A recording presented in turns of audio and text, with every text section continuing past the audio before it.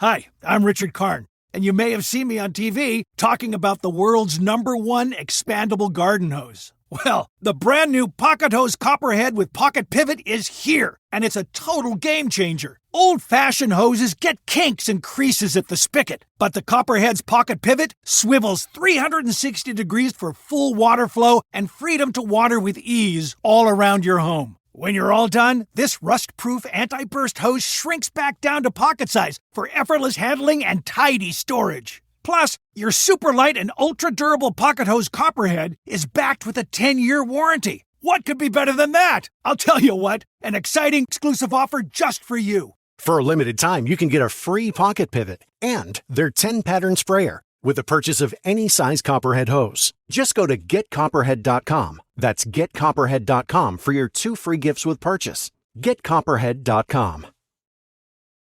And Ovef Ow, just in case. We still have to tell people how to say it. You're going to be explaining that until the band is no more. I know. Welcome to Car Con Carne. I'm James Van Hostel. Car Con Carne presented by Alex Ross Art. Alex Ross is a titan in the world of comics and graphic novels. His painted, photorealistic style is the gold standard for comics art, and you can see everything he's done. You can see what he's done with those classic DC and Marvel characters by going to alexrossart.com. In fact, you can also buy exclusives and original pieces from Alex Ross, alexrossart.com. It's Car Con Carne. Let's eat in the car. It's Car Con Carne. And now here's the star of our show, James Van Alstyne.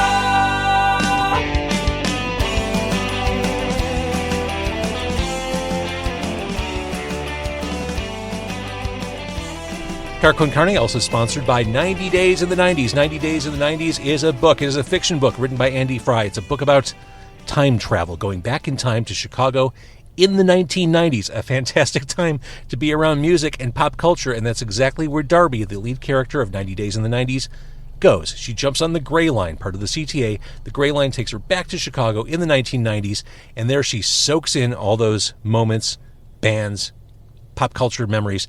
Then the question is, does she come back? Does she want to come back to the present day or stick it out in the 90s? Find out 90daysinthe90s.com to order your copy of the book. Car Con Carne also sponsored by Easy Automation, easy-automation.net. Are you a homeowner? Are you ready for a truly smart home? Doesn't the idea of minimizing your energy usage while maximizing your comfort sound good? Maybe it's time to find a better Wi-Fi network solution so you could spend more time streaming, gaming, or sitting on Zoom or Teams calls while you work from home. You need to hook up with my friends at Easy Automation, easy-automation.net, to get started, to get a quote, to find out what they can do for you. They have more than 30 years of collective experience in the industry, and they'll tailor a service package that fits your lifestyle and needs. Easy-automation.net or call 630-730-3728. And here we are. I hope that wasn't too much. No. That was great. Sounded nice. Did it? Well, now we're back from commercial messages, and here I am with Ovef Ow. Woo! Hey. What a delight. I'm here with Maritez and Nick. That is Maritez to my right in the passenger seat if you're watching this on YouTube or Facebook. In the back seat, that is Nick. Nick plays guitar. Maritez, vocals, bass guitar of this wonderful band. They are eclectic. They're compelling. They're challenging. They're cool. They're art rock, they're post-rock, maybe even a little surf rock, and you can see them at Empty Bottle, not far from where we're recording right now. That'll happen Monday, August 28th. It's the record release show for Versus the Worm, and it's absolutely free.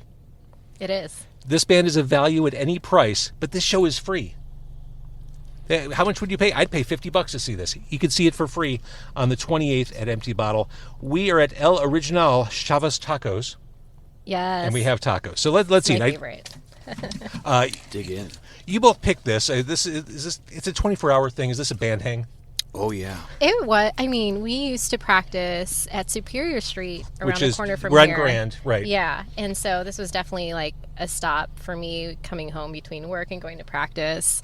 And then even before we were practicing at Superior Street, our older band practiced just around the corner from here. I forget the name of that space, but El Original has been here through all of it. Like an old friend, we're back visiting today. Can I see what you're eating? Meritus? Yeah. So I got 2 tacos. I got their what did I get? What did you get? The yummy? pork taco. And then I also get their chorizo. I swear by their chorizo taco.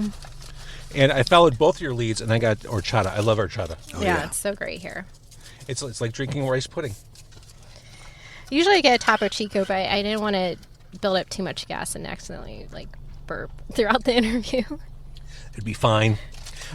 This is good horchata. Yeah, really good. Are you Really kidding me? milky. Holy cow. Great, yeah. This is a dessert. Yeah, this place, I've been going here for maybe over 20 years. I can't remember how long this place has been here. But it's always been here 24 hours. I don't think they've ever closed. Well, Maybe they remodeled once. I said this to both of you before we started recording. Their parking lot is bigger than most CVS or Walgreens parking lots. Right. And it's for the 24-hour taco place. This lot is huge. Absolutely. Like it's comically large. Yeah. It's like... Oh, go. Oh, no, I was going to say, I think this is the most it's been used since street parking is closed Oh, right yeah, now. for sure. But because it's so hard to get to, you have to go through an alleyway. And then that's a leap of faith. Yeah, yeah. Yeah, I would say for about 10 or 15 years, I never knew that it even had a back patio, and that's a secret place. It's wonderful. Well, summer's not over yet. Oh, yeah. So there you go. I mentioned the word eclectic when I started describing the band. Doesn't even scratch the surface, but we got to start somewhere. What is the origin story of the band? Well, Sarah, Kyla, and I played together in a band called Me Jane. We started playing together, I think, in 2011, 2012. So the 3 of us have been together for more than 10 years. And we had a different guitar player and singer at that time. And then basically when she left around the end of 2014, 2015, we reformed. Well, that's when we moved from the old practice space to Superior Street. And then I think Nick had just moved into town, and Sarah knew him through her husband as someone who could play guitar. And so we invited him to join us. I think actually we had just played an Alex Chilton cover show at the Bottle.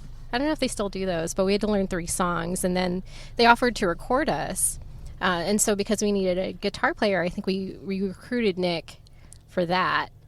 And I was already going to the shows, so I was a fan, not because I knew the husband of the drummer, but because they were a kick-ass band, and it was just sort of like, hey Nick, yes, that would be that wonderful. easy. Yeah. I didn't, and I'm not. I swear to God, I don't think I knew an Alex Chilton song at that time, but they all did. And What'd you cover? We did September Girls. Yeah. Of course. Big Black Car. And then we also got to do Alex Chilton by The Replacements. Because that was like one of the few exceptions. That's you could fair. do that or The Letter. Yeah, those would be the 2. Yeah. Yeah. So we got to record September Girls for the comp, but I don't know. it never came out. Yeah. It went away. We don't know where. They're somewhere out there, and they're going to be amazingly valuable at some point. So you came together as kindred spirits. I mean, some pre-existing relationships and band relationships there, but the sounds you make, the sounds you create as a band, definitely not your standard indie rock sounds. You clearly have a shared mind for approach and the way you look at your art, which is a really lucky thing. But talk a little bit about that, how you all gel. Yeah, we have a lot of overlapping influences, but then a lot of our own unique influences. And I think that's where our sound really converges between all the different things we like, but then also have a sense of like what sounds good to us collectively. Yeah, we very much like go to practice with completely different ideas and bash them out. This is not like a beautiful essence that enters the room. It's we bash them out, and if someone doesn't like something, no, I don't like that at all. Let's go to the next thing. So what you get is really just hacked up songs of all of our different influences and put together the way all 4 of us agree on it. So there's a lot of tough love being shown. Absolutely. Yeah, Absolutely. definitely. And there's also no like single soul songwriter. We usually like come in with like seeds of ideas and then just build and build and build on that. I'm trying to listen and talk when really all I want to do is drink this horchata. I'm trying to pace myself. It's like holding a Kong toy with peanut butter in front of a dog's nose. Like I just want to go after this thing. So I mentioned the release show, Versus the Worm, release show at the Bottle on the 28th. First full-length album. Let's talk about Photography. One of the songs we've been able to hear from this album. Anti-social media song? Yeah, basically. I forget how it became that way, but Sarah definitely came up with like the main hook of the chorus for that part, and then I added to that idea. So she came up first with Photography. Does it change what you think of me? Mm-hmm. And then I just ran with that. Came up with words for the. I guess what are the verses in between? Are you responsible for sucking on the teat of technology? No. Is that Sarah or you? I don't know. I think that I'll give that credit to Sarah. I'll give that. Which, to be clear, we are 100% sucking on the teat of technology right now. Absolutely. I have my hard drive recorder. I have my camera. I have my light. I have my cell phone that's recording. Yeah. I am sucking like crazy right now. I mean, we do live in a crazy, ridiculous world of where we can't live without our devices. I used to pride myself on the fact that if I drove somewhere, like I, went to a place, I could remember how to get there forever. Sure. But ever since, started using GPS and Google Maps, I can't even like find my way home without turning on Google Maps. Right, and don't get us started on phone numbers. Yeah. I have no idea what anyone's phone number is. Right. I've only memorized my husband's phone number in case of emergencies, because I'm like, I definitely need to like know how to call you if I'm anywhere without my cell phone. Another song we've been able to enjoy so far from the new album is Mad. I dare you to dare me. I'm quietly preparing for your annihilation. Yeah. This is it's a love song. Oh, definitely. Countries that get along and love each other also threaten each other's existence with nuclear weapons. With the collective of the band, there's like many ways we can go. We focus some lyrics on political stuff and things that we feel that we need to say, and then like with the videos, we take quite a different approach, or with the stage actions, we take a different approach there, and you can see different things in the song. Not always just like basically focusing on the lyrics. Yeah. Pam helped us out with Photography's video, and that was just amazing. And then we've been doing videos, putting them out, single people in the band.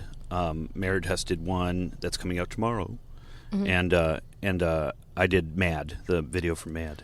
Fantastic. And they all take different like routes, sometimes focusing on stuff that we wrote in the song, and sometimes not. Out of left center. Making videos is fun. Yeah, it is. I really enjoyed it as a medium for expressing the themes of a song. Like, I think, like, when we write songs, they might be inspired by a specific moment or a specific instance, but I hope the themes outlast the thing that initially inspired the song, that, people can find a way to relate to. Other songs on the album, which we will hear, especially probably live on stage at the Empty Bottle on the 28th, Big Black and the Preacher. Is this a Steve Albini comes to Jesus sort of thing? No, it's not. I know. It's actually about the Attica prison uprising of 1971. And there are two characters. So I learned about this thing that happened for a long time I was listening to Democracy Now! Daily. And just like, I think in one of their episodes they interviewed someone who was at Attica prison and advocating for criminal justice and prison reform. And Big Black is actually, he was one of the prisoners who was there at the uprising, who became a leader later on, advocating for, what happened at this uprising. A lot of men were shot and a lot of men were killed, including officers, a lot of prisoners. I think like the National Guard came in and just basically, because the prisoners had taken over the prison to demand better conditions. And so Big Black was one of those men who later on demanded justice for that incident and actually got a huge settlement from the state of New York later in life, like I think it was in the early 2000s, so much later. And then the preacher is actually another man who worked at Attica for a long time. He was a correctional officer, and he got the nickname Preacher because he thought of himself as a very religious man, but he would recite Bible verses before beating up prisoners and abusing them, and actually has like a ton of lawsuits against him because of like his abuse. And so the song is really about like these two characters in the same place, and just like how we view, like where they lie in the moral spectrum. One man who was in prison for committing a crime but became a hero and a leader, versus a man who was hired to enforce justice and abuse that power hidden behind the shield of Christianity. That's cool. Yeah. So again, the album's Versus the Worm. There's a song on the album called Do the Worm. Mm-hmm. Is this a fanciful dance number? I mean, it kind of is, but... Straight up fun dancer. Yeah. You know what's funny about our songs? Like, they get really dark in terms of, like, where the lyrics are coming from, but they sound really fun. And those are some of my favorite kinds of songs. Yeah. So Do the Worm is actually about sexism in the workplace. I saw those training videos. Yeah. Yeah. So, yeah, it's about, just, just running into sexism in the workplace and just advocating for yourself. Awesome. So this will be available on vinyl. Mm-hmm. Who in the band has the best record collection? Now you're picking fight words. Mean... I'm going to say me right now because I said it first. Squatters' rights. Yeah, I'll support you. But maybe Merites is a close second. I mean, it depends on what you think of as best. Oh, wow. Quality? Yeah. Jeez. Yeah, because I have, I have some gems. I find, lots of, obscure women-led post-punk from the late 70s. That's, the latest thing I've been collecting. But, Nick, I think you have, a cool depth and variety to your collection. You always play stuff when you DJ that I'm like, wow. Yeah, we're DJing coming up here soon at Liars Club to also promote our nice. record release show. Mm-hmm. On the 25th, we'll be DJing at that show, and so we get to show off our really awesome record collection. Yeah. Oh, that's awesome. Yeah, I bring some some classics, maybe a little bit of prog music, but definitely if nothing gets people on the floor like prog. Well, yeah, I'm playing this in the basement normally, but then there's and if there's the right people there, I'll pull out some death metal, 90s death metal or something like that. But I think between all of us, we have probably every kind of music covered. All right, so Empty Bottle is the record release show. Go there. It's free. It's absolutely free. And, we're recording on a Monday night. There's something great about starting your week doing something fun. I mean, a lot of us work Monday through Friday, day jobs. What a great excuse to get out and kickstart your week and not have to think about work. Oh, definitely. I hope people come. I mean, Free Mondays at the Empty Bottle have always been super fun. Love the lineups that they usually bring in. And also, we're planning some really cool stuff for the show, specific for the show that I think if you heard about it later and weren't there or saw pictures later, you'll be sad that you missed it. You're creating FOMO. Uh-huh. Yeah, we're working with two or three people outside the band on different aspects of the show that we will confirm later. Okay, again, the 28th, the album Versus the Worm. I think you guys are a blast. Thank you you. all are a blast. Thank you so much. And I'm going to stop recording because I feel bad. I don't think you've eaten at all, Merites. We've made you talk too much, so you haven't enjoyed your dinner. All right, maybe I'll just have one bite for the camera. For the folks at home. There you go. Yeah, I really do have tacos. There it is. as advertised, food in the car. It is an elegant affair whenever you eat tacos in a car. Thank you. We'll see you at Empty Bottle. Support the new album. If you are watching or listening, please support the band. And thank you for watching and listening. We have the tech to get food delivered in 15 minutes, but we all have horror stories about buying tickets. The Game Time app gives fans the advantage. Get amazing tickets in just a few taps. Fees are included, so what you see is what you pay. And the Game Time guarantee means authentic tickets at the best price every time. Take the guesswork out of buying tickets to concerts, sports, comedy, and more with Game Time. Download the Game Time app and create an account for $20 off your first purchase. Terms apply.